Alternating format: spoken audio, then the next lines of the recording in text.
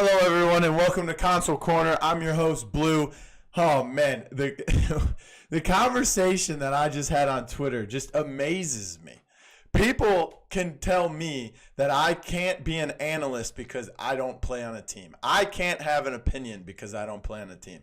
My arguments are invalid because I don't play on a team. The argument was that you cannot be a building block if you are not on a team. You cannot judge another team's building blocks or raw young talent if you yourself cannot stay on your team. How are you a better building block if you are no longer on your team? That is just what I was trying to ask. And they were dodging the question and giving me terrible analogies like, oh, LA loses to OKC. Does that mean Russell Westbrook is a better building block than LeBron? No, it doesn't. Because I'm talking about young core talent that can be developed into something. You are talking about who the better team is and your so-called building blocks of the PCL. Look, the PCL is what it is, okay? I don't want to hear anything about anybody getting the easy side of the bracket, okay? That happens in tournaments for any sport at all times, all over the world, in all points of history. Okay? So I don't care about getting the easier bracket. People who tell me, oh, we got the easy bracket. Okay. All right. That's fine. Get better. Maybe you'll get the easier side of the bracket if you get better. Okay? That's how brackets work, people. Stop complaining.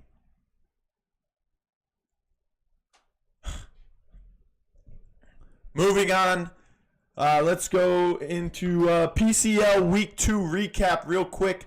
YCTG got 2-0'd by Flashpoint after they beat Flashpoint in Week 1. Week 2, they actually lose to them. I don't know. We'll talk about that here in a little bit, more in depth about why YCTG lost. Brutal Fissure and FY Midnight Oligarchs both met Flashpoint before the finals on their side of the bracket. There's an example of one of those harder side of the brackets. Brutal Fissure had to face Flashpoint in the quarterfinals. They ended up losing to them. In the semifinals, FY Midnight Oligarchs lost to Flashpoint, and Flashpoint beat YCTG in the finals with FY Midnight Oligarchs taking third place. I believe it was over Cryonatic, if I remember correctly. In the Xbox EU side of things, Vex wins their bracket again. That's the second week in a row they won. And they had a perfect score of 200 points in the standings. They're the only team out of all four regions or both regions on both consoles to win their brackets both weeks. So that's 200 points for them. Congratulations to Vex for going a perfect undefeated throughout those qualifiers. Next up, we have Elevate, who beat Warm Up. Oh, and also something to notice in the Xbox EU bracket, OTP beat My Dad Cuts My Hair. So Swiper, of course, leaving that My Dad Cuts My Hair squad to move to North America and play for a North American team. So OTP beats My Dad Cuts My Hair with their new lineup where they brought in Kings and Smutney, I believe. So we'll see how that goes in the future for them. Elevate beats Warm Up 2-0. Warm Up beat Onii-Chan to get into the finals. So that was pretty impressive in itself. Warm Up was actually the point of discussion in my Twitter battle just now. Warm Up, I believe, has some core talent, some young, raw talent. Right now, they're a block of meatloaf, is what I would want to say, and they can be molded into these beautiful hamburgers. But it just will take time and practice. So shout out to them for beating Onii-Chaners, and Elevate beat Warm Up 2-0 in the finals. Thomas and Friends impressed me here in Week 2. They took third place and they beat the Nan Handlers in the tournament. So that was very impressive in themselves. They had a very, very poor showing in Week 1, and they needed something like this to get them into that top 8 for Week 3 here. So congratulations to Thomas and Friends for doing so. And doing so well there. And then last but not least, Xbox NA, we got Onslaught. They 2-0 the Xbox team. Now, Xbox team has changed their name to Bushwakan Esports. You may have noticed that that's been a name that's been in PCS before, so they have returned. But the Xbox team is the roster that will be playing under that name. Onslaught 2-0'd them, but Vampire Lord beats Press Y, and then they lose to the Xbox team. So that was interesting to see Vampire Lord get cut into the bracket so early, or not so early, but they didn't make finals, which was interesting. Comedy apparently spilled G Fuel on his router, so that was a big thing. How do you Comedy spilled G Fuel on his router, so no internet for him apparently. I guess the only thing I can think of is he wanted to make his internet go faster or perform at a higher performance. So maybe spilling G Fuel on that was his only idea. Kenichi also did not play for Vampire Lord. He had something to do IRL, I have been told, reportedly. So I don't know if that's true, but he did not play. And Kirsty's Hands beats Vampire Lord in the bronze match. I don't know if that was because they played better, or maybe because Vampire Lord just didn't care at that point. I don't know. You should always care about every match that you play.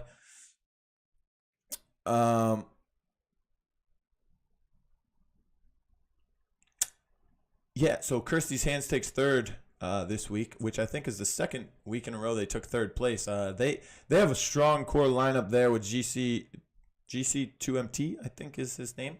Kev Falcon, Fluffy Koalix, and their other two players that I can't remember off the top of my head, but very strong lineup there. So I'm looking forward to seeing how they do in the group stages. Let's talk about YCTG here in the PS4 EU region. YCTG gets 2-0 Flashpoint with subs in week 1. They had 2 subs playing. They had It's Beanie and It's Tito, who played for Atomics, or owned by Atomics, and Nasty Pro. We talked about this last week in the Console Corner show. Yes, we talked about it last week, Thursday, on the show when we had Gooch Mob here as our guest. And the question that I had was, does YCTG keep playing with their subs if they're able to, or do they move their main rosters back in? We discussed that. Gooch said it was better to play with your the players that you're more comfortable with. So if you're more comfortable with your main roster, then you play with them. I believe that if you win against Flashpoint with your subs, you should move forward with your subs. So we'll see how that goes for them, I said, and now we know how it goes. So they put in their 2 main rosters owned by Atomics and Nasty Pro. Unfortunately, they got 2-0'd by Flashpoint, and both of those games were 4-0s from what I've been told. So maybe if Tito and Beanie are not playing for another team, or maybe if they're on a team that didn't make the top 8 to be included in the group stages, you can ask them to play for you again. And here's the thing. All teams are roster locked, but in the roster lock rules, you only need to continue playing with 3 of those people. So you can still bring in Tito and Beanie from that first week's lineup that you played with, and possibly move forward with them and see how that goes. Now, if they play for a team that's in the top 8, then unfortunately you can't do that. But that's always a possibility if they do not play for a top 8 team in the group stages right now.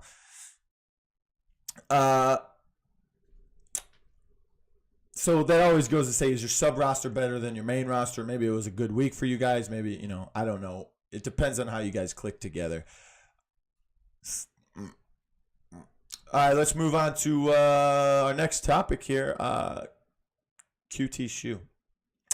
I want to talk about Shu for a little bit because, we've seen him play the damages and we've seen him play the supports. Anybody with an OG background would know that he played support at Valencia. He played support at HRX. He didn't go to Spring LAN.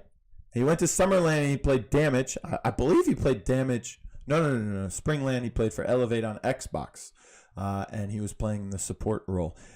But then he moved to damage. He's a great damage player, great flex player in itself. We saw him flex onto the Makoa and possibly another frontline, if I can remember correctly, at the Summer LAN. So great flex player, great support player, great damage player. But I feel that with the current patch that is upcoming, 1.4, it's heavily favored to the support champions. I think GR Crazy moving back to damage for Elevate and Shu moving back to support is a big, big plus for them. And the reason why is because the new meta favors supports, especially the Grok, who can now fly. Shu is the best Grok in the world on console. And here's something that just amazes me before we move on to the next topic here. QT Shu died 3 times all bracket in week 2. So granted, they only played 4 games. 2 in the finals and 2 before that. That's a lot. Still, you only die 3 times in 4 games, and that could be 1 time in 3 of those games. So technically, it's only 3 times in 3 games. Or he could have died 3 times in 2 games. So the dying 3 times in 4 games is just impressive for himself as a support champion, knowing how to position himself, knowing how to play with his team, knowing how to keep himself alive and still support his team with the heals. And also, it's also very impressive for his team. The other players on his team, keeping him at bay, keeping him safe. If the other team drafts a flank or they have a damage that's heavily flank worthy, his team is going to have to protect him. The damages are going to have to protect him. The front lines are going to have to peel for him. I mean, in itself, dying 3 times in 4 games in tournament play, regardless of who you face, is very impressive in itself. So shout out to QT Shu for that. Shout out to Elevate for winning the bracket this week. They will be moving on to the group stages. And we'll talk about the groups, who's in each group. We'll talk about my predictions for the groups as well. And we'll talk about possible upsets as well. Let's move on to new in the NA. Yes, there are 3 things new in the NA. First and foremost is Thomas and Friends in the top 8. A lot of people didn't see them making it to the top 8, especially after not only their poor week 1 performance, but losing Fiery Impact was a big, big blow to them. So being able to make that top 8 is good for them. More impressive to make the top 8 is Warm Up as well with their young core talent. Thomas and Friends has a lineup full of players that have played this game competitively in the esports scene before. So not to take away from their accomplishments here in week 2 of the PCL qualifiers, but Warm Up has Garcia, who's their veteran leader. Garcia is their captain. Garcia is the guy who's going to have to tell them how to do this, where to do this, when to do this, and why not to do this, maybe. But they have some core young talent. They have Cirx, who is a great support champion, and is some high skill cap there, and just raw talent within that support department. So I'd like to see how much Cirx can develop into a competitive support player. And then you have your damages, TKO, Ghost, and Vicious KDR. Now, Vicious KDR has some experience in the PCS play before, small amount, not very successful, but that's okay. They were young at the time. Same with TKO. He's played on 1 or 2 teams in 1, maybe 2 PCS, but not really interested in the esports scene as much as these 2 are now. And they've proven that they want to grind, they want to continue to hustle and try to learn the game in the competitive manner. So shout out to them. They're very great DPS players. They're just meatloaf, and they need to be molded into beautiful hamburgers before they can accomplish anything here. And then you have Geppetto, and Geppetto is most notably known for his Bomb King and his damage, and he can flex now to some frontline champions as well, maybe even some supports. I wouldn't look for him to play the supports. You have Cirx, you have Garcia as well. I would just look for him to flex on and off the front lines when needed and play that third support, or that third damage, sorry.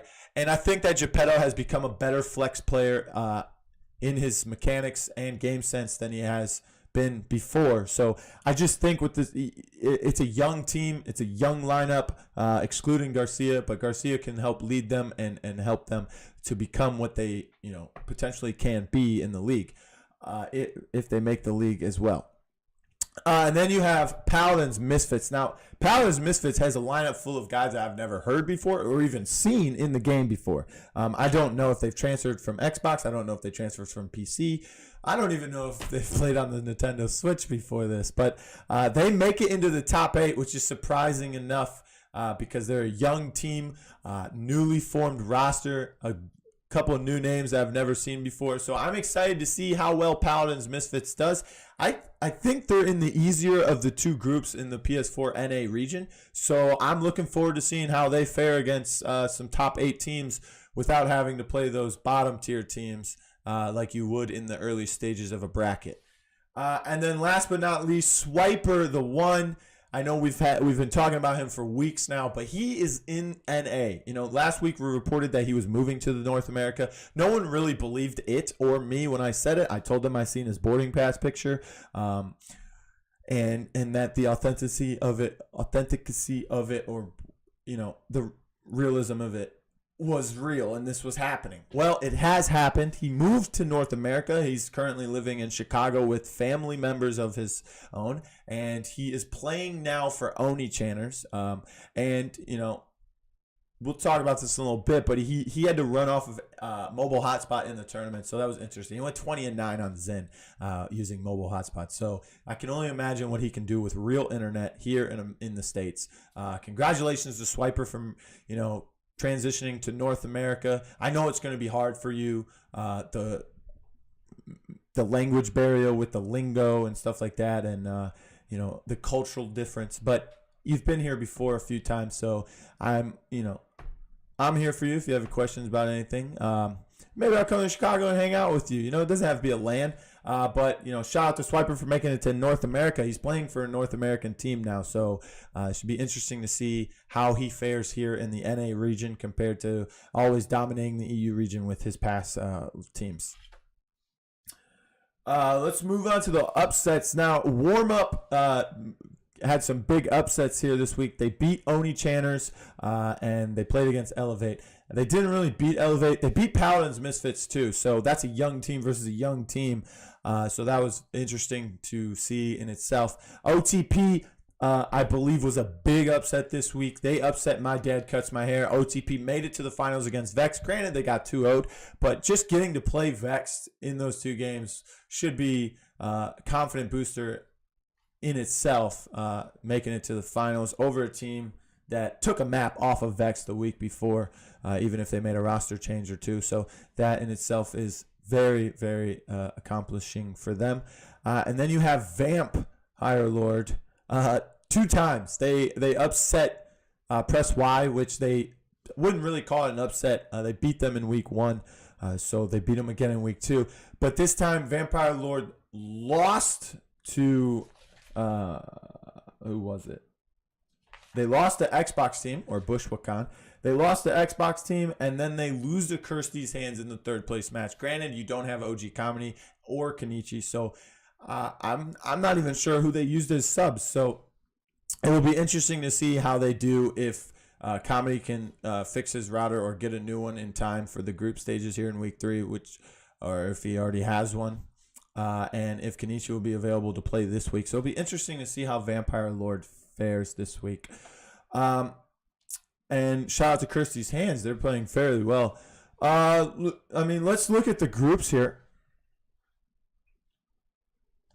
Language barriers in lingo, Let's take a look at the groups here. We have My Dad Cuts My Hair, Wet Oreos, and Vex Gaming in Group A for Xbox EU. And in Group B, we have Bulldog Esports, Venom, Zimmerframe, and OTP. Now, a lot of you saw the standings that I put out a couple days before the official ones, and I stated that mine were unofficial and unconfirmed. And a big thing was Coach Kizza was in 8th place for Xbox EU, and they had the same amount of points as Zimmerframe. Now, Coach Kizza is no longer a team. The roster broke up or split up, and they didn't play week 2, so they get taken out of those standings, and therefore Zimmerframe moves up to that 8th place. Zimmerframe is a new team as well, fairly young roster, so I'd like to see how they do. So let's take a look here at Group A. Need Healing, still a good team after even after losing Smutney. Vex Gaming and My Dad Cuts My Hair, to me, are the clear favorites to win this group. If I had to pick anyone to upset it, it would have to be Need Healing. So if Need Healing can beat My Dad Cuts My Hair, and then Vexed also beats My Dad Cuts My Hair, that could be a big blow to them and increase Need Healing's ability to make the top 2 in that group. So Need Healing has to win that matchup against My Dad Cuts My Hair, and then needs Vex to beat them as well. I have no doubt that Vex will beat them. Maybe My Dad Cuts My Hair could upset them, but I believe Vex will dominate them. So if Need Healing can win that first matchup there against My Dad Cuts My Hair, then I think Need Healing could upset them and make it into the league. So that would be the biggest upset. And then in Group B, it's a little easier, but I'm going to have to say OTP is the best team in there, in that group, with Bulldog right behind them. Now, Venom and Zimmer Frame are young teams, young core talent that I love to talk about. So they could potentially make an upset. I think between the two, Venom would be the best case scenario to do so. If Venom can beat OTP in that third matchup and win out the rest, before that, I believe that they can have a good tournament and upset OTP or Bulldog in its case. But I think OTP is the strongest in that. I do believe it's best of ones. We'll have to check and see. Let's move on to Xbox NA here. We have Xbox Team or Bushwakan, Happy Battle Cats, New Gaming Order, and Onslaught. Now, I just want to talk about 2 teams that didn't make it into the group stages from Xbox NA, which was sort of surprising to me. We have Cute, we have New Gaming Order, and we have Happy Battle Cats in the Xbox team. Not to take away from their success, but I really was disappointed to not see the One Tricks team in this group stages, as well as UND Gaming. I know UND Gaming and the One Tricks have been around. They've played in a few PCS brackets themselves. They've got some OG status to them here in the competitive scene. So I was fairly disappointed to not see them in the group stages. But here we have Bushwakan, Happy Battle Cats, New Gaming Order, and Onslaught. Now, of course, Onslaught is everyone's favorite going into this for their group. So Onslaught, of course, I have them coming out of this group as a winner. And for that second place team, I'm going to have to go with Xbox Team. They really impressed me. They finished top 4 week 1. They finished second in week 2. So Bushwakan really impressed me with their play through the PCL open bracket part of the qualifiers. I think out of the 2 teams left, who could be the upset? It would have to be New Gaming Order. But they have to win out.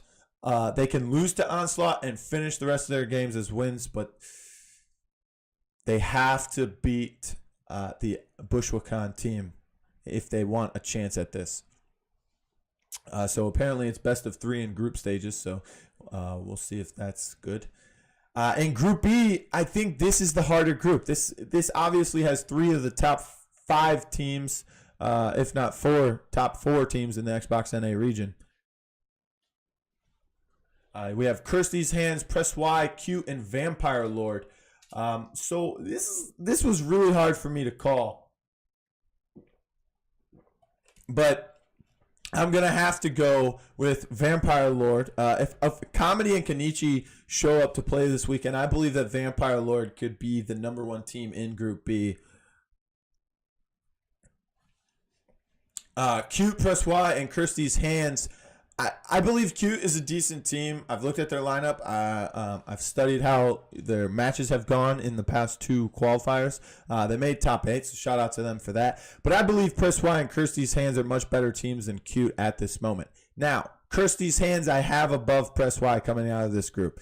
So I have Vampire Lord and Kirsty's Hands. Kirsty's Hands has really impressed me in this open bracket qualifier. They've placed 3rd place each time. Putting up tough fights against the top teams. And Press Y, I believed, was the 2nd best team in this region before Vampire Lord stepped into the light, before Kirsty's Hands had such good matches. But Press Y, the problem is they've kind of fallen off. They've maybe hitting a wall, figuratively speaking. And they can definitely upset in this group. If they can beat Kirsty's Hands in this first match, I believe they can win out, and they can become the first or second team there. So they have to beat Kirsty's Hands. They can lose the Vampire Lord, but they need to beat Cute, and they need to beat Kirsty's Hands. If they can beat Kirsty's Hands, then I believe that they can make it out of group stages. The other problem with Press Y is that this goes back to the people who say, oh, they had the easy side of the bracket. Well, Kirsty's Hands had the easier side of the bracket. If they would have made it to finals, that is when they would have faced Onslaught. That is when they would have faced Kirsty's Hands. So the only team that they had to face on their side of the bracket was Vampire Lords in itself. But Bushwa can, beat Vampire after Vampire beat Press Y. So where does that put you on the spectrum? You can ask yourself that. So Press Y would be my upset team in this bracket, but I have Vampire Lord, Kirsty's Hands, Onslaught, and the Bushwakin teams making it out of these. Let's move on to the PS4 side of things. We have, don't forget, guys, I'll be taking a couple questions at the end here, so get ready to ask any questions if you have them. PS4 EU side of things, we have the FY Midnight Oligarchs, 110%, to Chill Play and Flashpoint. 110% and to Chill Play have been around for a while. They've played in a bunch of PCS brackets themselves, so they're veterans here in the competitive scene of console paladins. So don't sleep on them. Flashpoint and FY Midnight Oligarchs are my clear choices to make it out of this group. I believe FY will win every match except for against Flashpoint maybe, but they could definitely win that, but I don't see them winning it in this group stage. Flashpoint, I have them going 3-0 in the group stages, but if I had to pick a upset, it would have to be 110%. If 110% can beat FY Midnight Oligarchs in that first matchup, I think it'll rock the bracket or rock the groups and just send 110% into the finals. I think they can beat the Chill Play. I think they can. I think they'll lose the Flashpoint, but if they can beat FY and then FY loses the Flashpoint, I believe 110% can make it out of groups. But my picks are FY and Flashpoint. Group B is Cryonatic, Brutal Fissure, Delirium Tremens, and YCTG. This one's also hard to call for me because there's 3 teams in this group that I think are possibly able to make it out of this group because of this group's close, how close they are in competitiveness. We have YCTG. I have them making it out of this group originally, but I think they need to work on their strategies. I think they need to practice and scrim as much as possible, and I hope they've been doing that this week. I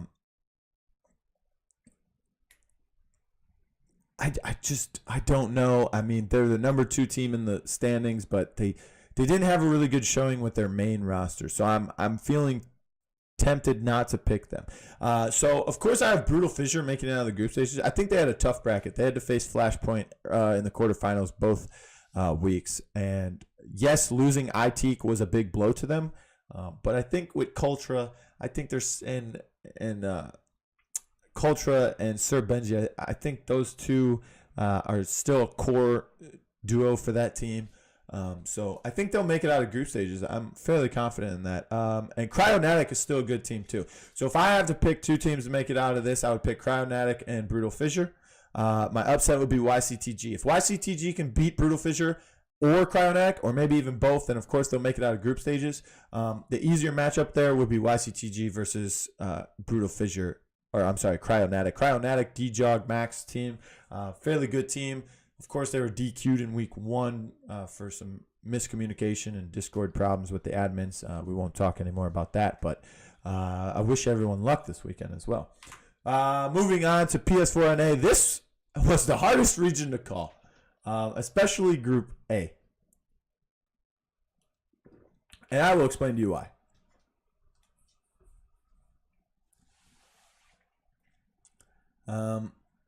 So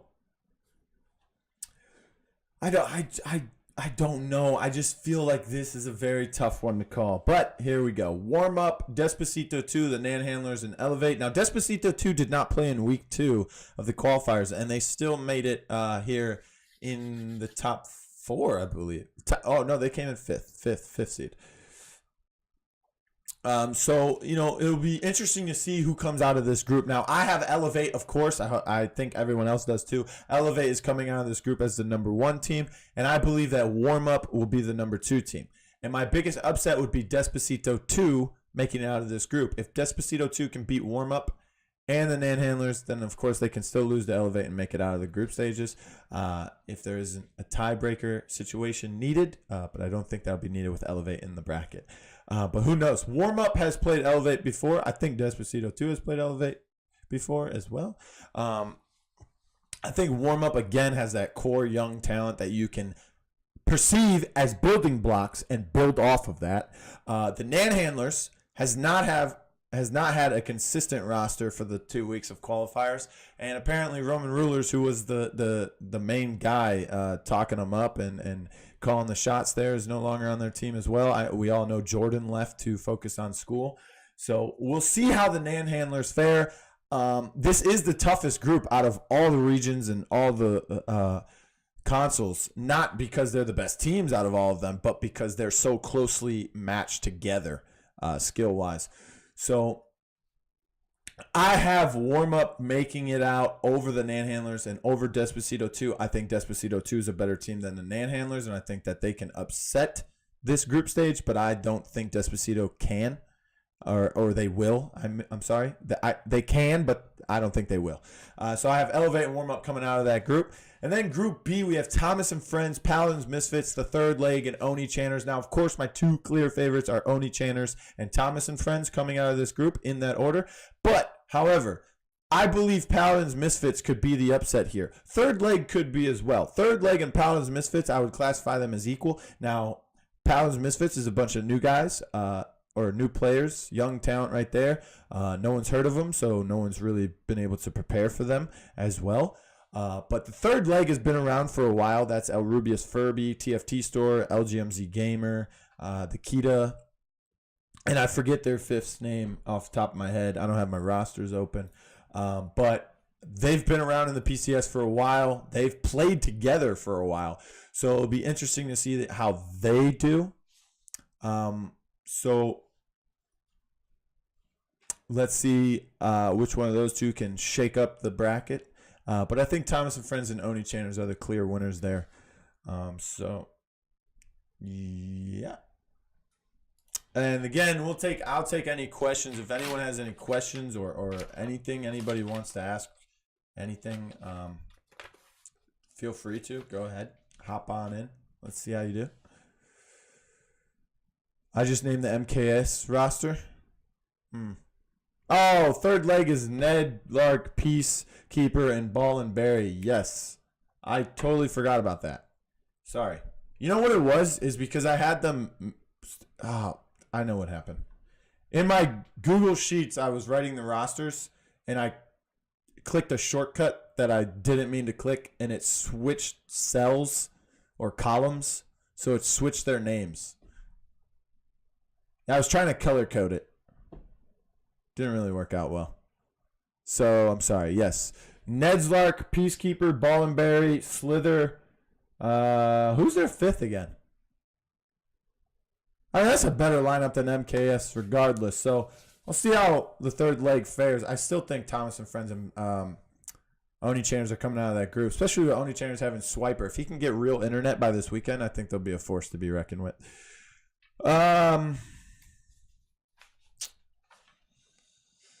Vengeance is their 5th. Oh, Gate Mystic. Vengeance can't be their 5th. He plays for Nanhandlers, and Nanhandlers cannot afford to lose any more players at this point. A couple more minutes if you guys want any questions or anything. It's Gate or Vengeance? I hope it's not Vengeance. Nanhandlers needs all the help they can get since their building block is gone.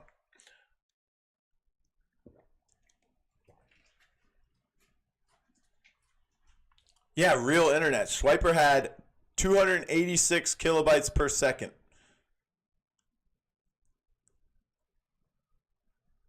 I could run faster than that would, like, work.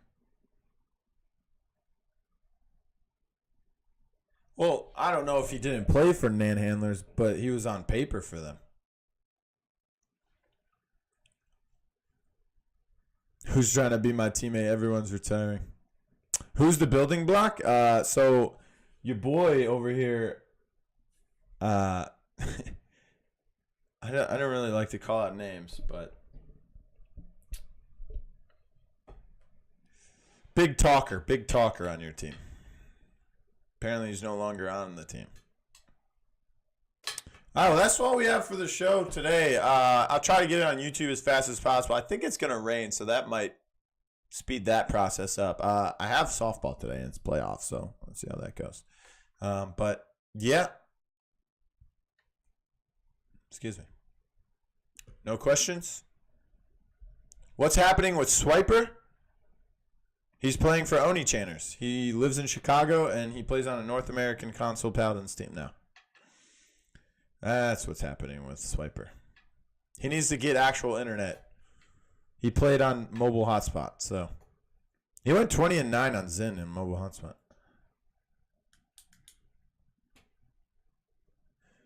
All right, so that's all I have for the show today. I know it's short, but that's what we've been trying to do with this show is keep it short. So, 45 minutes to an hour, I feel is good. Yes, he is actually at North America. By the way, you cannot lie about that to the admins. Dave and Ken can actually check you on tournament day to see where you're coming from. They can check your ping. They can check your router. They've sent me a script before of what it looks like when they check you too. So it's pretty scary. It's like the government, dude. Yeah, so hey, if anyone needs players, Sorrow is a free agent. Remember that. There's a couple more free agents out there as well across Xbox, PS4, EU, and NA, but Sorrow is today's free agent of the week. He's this week's free agent of the week. He's no longer playing for Onii-Chaners. Good tank, good coach, good game sense, and good mechanics. So if you need someone, pick him up. He may be roster locked. I'm not sure. So let's see how that goes. Until next time, don't forget, guys, the podcast will be out tomorrow on YouTube. Check that out. And I was joined by special guests, Onii-B and Lil Big White Boy, or also known as Swarmso. Swarmso played on Relentless. He was the coach for the Baldy Bunch, which was the Onslaught team at the Springland for PS4 NA. He was the coach for the Flying DualShocks / Runaways. And then Onii-B is a tank, and he's been the frontline, and he's been the coach for Flashpoint since the very beginning when they were Team Cryptic, Saucy Sailors, Flashpoint, Set to Destroy X, and Ghost 5. So shout out to Onii-B. Shout out to Lil Big White Boy for being on the podcast. That drops tomorrow.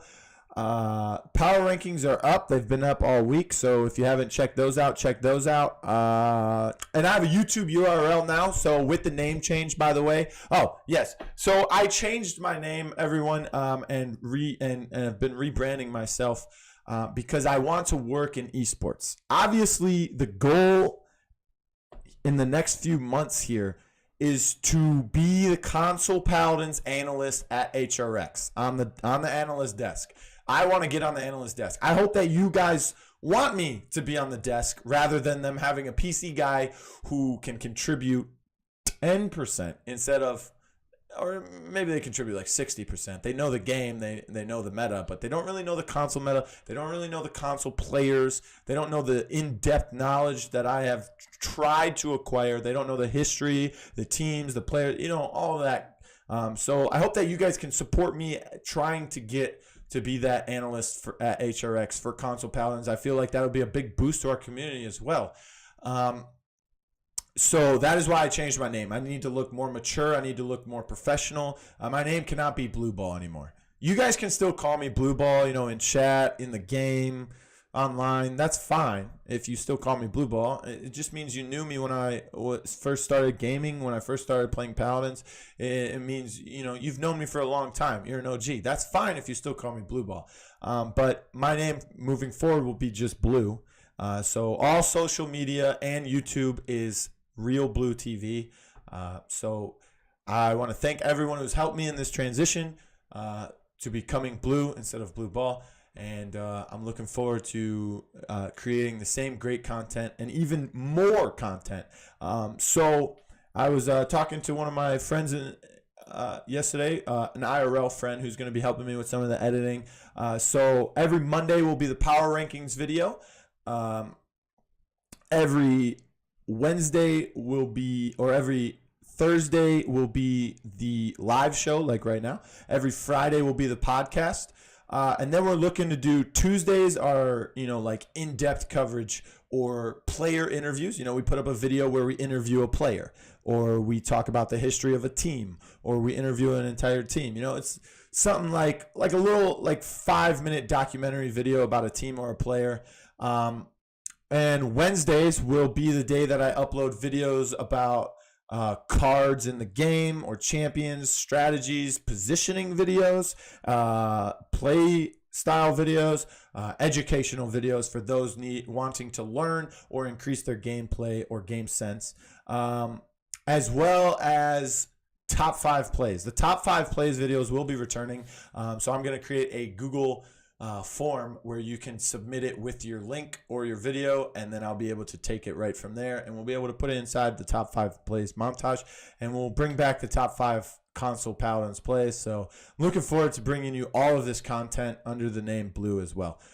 So I want to thank you guys for all the support, and I hope that you continue to support me. Even if you can't contribute to the Patreon, which is patreon.com/blueball still, if you can't contribute to the Patreon, if you can't donate in chat, that's fine. Just hang out in my stream when I do gameplay, or when I do the show, or, whenever I'm streaming or whatever I'm streaming. Just hang out in the stream. Say hello once in a while if you're a lurker too. That's fine if you lurk. Just, drop a hello once in a while. You can follow, you can sub, you can cheer bits. Any form of support is much appreciated from you guys. I love all of you, and I continue to strive to make Paladins console community the best community there is. And I hope that I can get on that analyst desk in November to increase our community's outlook on things. So that's all I have for you guys today. Thank you. Thank you so much.